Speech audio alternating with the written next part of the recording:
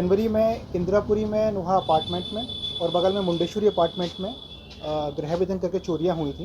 हम लोगों ने ना केवल जो पैसे उसमें यूज़ हुए हैं, जो चुराए गए हैं, और जो भी ज्वेलरी आप लोगों के सामने रखी हुई है, ये चुराई गई थी, ये हम लोगों ने बरामद किया है। जो पहला अपराधी है विशाल, हमने उसको पकड़ा और उसकी निशानदेही पे अपराजित और इस घटना का जो मेन लिंच हेड है अरमान उर्फ टुइया, उसको पकड़ा। इन लोगों का बेसिकली मोडस ये होता था कि ये लोग आसपास के अपार्टमेंट्स में जो भी कमरा खाली होता था तो उसके आसपास जाते थे, उसके आसपास के जितने भी फ्लैट्स हैं उस पर दरवाज़ा बंद करते थे और उसका फिर ताला तोड़ के अंदर चोरी करते थे। नमस्कार, आप लाइव सिटीज देख रहे हैं। मैं हूं आपके साथ रोहित वर्मा। राजधानी पटना में लूटपाट करने वाले एक बड़े गैंग को पटना पुलिस ने धर दबोचा। इस गैंग के सदस्यों को पटना पुलिस ने अब लालगढ़ भेजने की तैयारी कर ली है। साथ ही जो सुनार लूटपाट किए गए जेवरात को खरीदा करता था, उसको भी पटना पुलिस ने गिरफ्तार कर लिया है। दरअसल ये पूरा मामला राजधानी पटना के शास्त्री नगर इलाके से जुड़ा हुआ है। शास्त्री नगर इलाके में बीते जनवरी और फरवरी माह में जिस तरह से लूटपाट हुई, एक साथ दो बड़े घरों में, अपार्टमेंटों में ये लोग घुसते थे रात के अंधेरे में और उस अपार्टमेंट, उस फ्लैट को ये निशाना बनाते थे जो बंद रहता था। अंदर जाने के बाद ये लॉक कर लेते थे और बड़े आसानी से कैश, जेवरात जो भी इन्हें मिलता था वो लेकर रफू चक्कर हो जाते थे और फुलवाड़ी के एक ज्वेलर को ये ज्वेलरी बेच देते थे। अब कुल 7 लोग पटना पुलिस की गिरफ्त में। सबसे पहले हम आपको सुनवाते हैं पटना के सिटी एसपी वैभव शर्मा इस मामले का उद्भेदन करते हुए क्या कुछ कह रहे हैं। ब्रीफिंग कर रहे हैं। वो एक तो लूट कांड है और जो गृह विधन के इंसिडेंट जनवरी के एंड में और फरवरी में हुए हैं उनका उद्भेदन को लेकर है। जनवरी में इंदिरापुरी में नुहा अपार्टमेंट में और बगल में मुंडेश्वरी अपार्टमेंट में गृह विधन करके चोरियां हुई थी।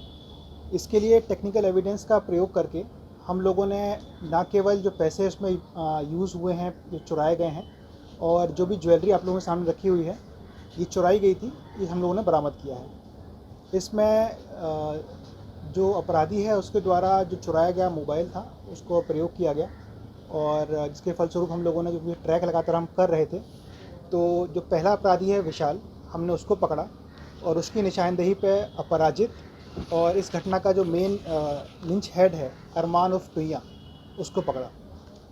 इन लोगों का बेसिकली मोडस ये होता था कि ये लोग आसपास के अपार्टमेंट्स में जो भी कमरा खाली होता था तो उसके आसपास जाते थे, उसके आसपास के जितने भी फ्लैट्स हैं उस पर दरवाज़ा बंद करते थे और उसका फिर ताला तोड़ के अंदर चोरी करते थे। यही चीज़ इन लोगों ने यहाँ पर इंदिरापुरी कॉलोनी में किया था।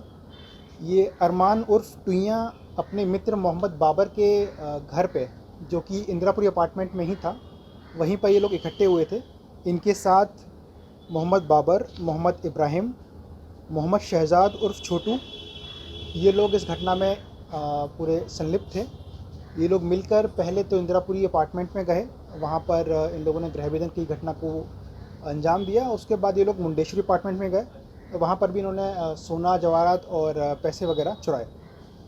इसके बाद इन लोगों ने अपने जो भी ज्वेलरी इन्होंने चुराई, इसको ठिकाने लगाने के लिए फुलवारी शरीफ के एक सुनार आशीष का मदद लिया, जिसको भी हम लोगों ने गिरफ़्तार किया है और उसके पास से ज्वेलरी बरामद की है। इसमें थाने का काफ़ी एक्टिव रोल रहा है, क्योंकि ना केवल ये पुरानी 2 गृह विधन के इंसिडेंट का रिजोल्यूशन है, बल्कि चूंकि ये गैंग अब डेवलप करता और अरमान उर्फ भुइयां पहले भी जेल जा चुका 2019 में, तो जिस तरीके से एक्टिव हो रहा था, हम लोगों ने फ्यूचर में होने वाली घटनाओं को भी रोका है।